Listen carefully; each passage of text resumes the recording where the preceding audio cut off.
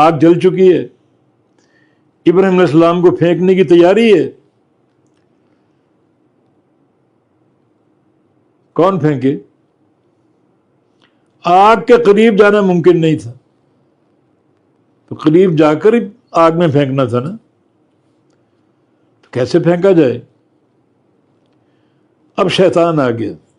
دیکھیں شیطان لعین، دشمن، ابراہیم علیہ السلام خلیل اللہ، ان کے ساتھ اس کی عداوت.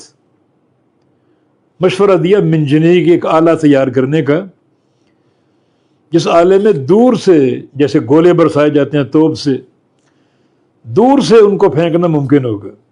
منجنیق تیار کرو. منجنیق تیار ہو گئی، پھینک رہے ہیں، منجنیق کام نہیں کر رہی. پھر شیطان آ گیا کہ ان کو برہنہ کر دو، بے لباس کر دو، کیونکہ اس وقت فرشتے ان کے ساتھ ہیں. جب تک فرشتے ساتھ ہیں تم ان کو کبھی پھینک نہیں سکو گی.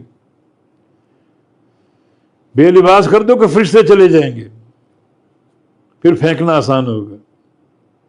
ابراہیم علیہ السلام کو بے لباس کیا گیا. نبی علیہ السلام کا فرمان ہے کہ اول من یکسا یوم القیامت ابراہیم، قیامت کے دن سب سے پہلے جس شخصیت کو جنت کا لباس پہنایا جائے گا وہ ابراہیم علیہ السلام، کیونکہ وہ شخصیت ہیں جو اللہ کی راہ میں سب سے پہلے برہنہ کیے گئے. اللہ کے دین اور توحید کی خدمت کے سلسلے میں سب سے پہلے برہنہ کیے گئے. تو سب سے پہلے جنت کا جو لباس فاخر ہے ابراہیم علیہ السلام کو پہنایا جائے گا. اب بے لباس کیا گیا، اب منجنیق اپنا کام کر گئی. ابراہیم علیہ السلام کو آگ میں پھینکنے میں کامیاب ہو گئے. ان کی چال تھی. چال کیا تھی؟ کہ ان کو جلا دیا جائے تاکہ قصہ تمام ہو جائے. ہم نے انہی کو نیچا دکھایا. جلتی آگ میں ابراہیم موجود ہیں. قلنا یا نار کونی بردا وسلاما علی ابراہیم، ہم نے آگ سے کہا اے آگ ٹھنڈی ہو جا اور سلامتی والی ہو جا. ٹھنڈی ہو جا، اتنی ٹھنڈی نہ ہو کہ تیری ٹھنڈک سے میرے بندے کو تکلیف پہنچے، بلکہ ٹھنڈک میں سلامتی ہو. اب بظاہر آگ جل رہی ہے، اندر ٹھنڈک، میرے اللہ کی قدرت. نے دو متضاد چیزوں کو ایک ہی مقام پر جمع کر دیا.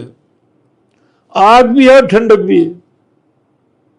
لوگ دیکھ رہے ہیں آگ بھڑک رہی، اندر ٹھنڈک ابراہیم علیہ السلام کے لیے.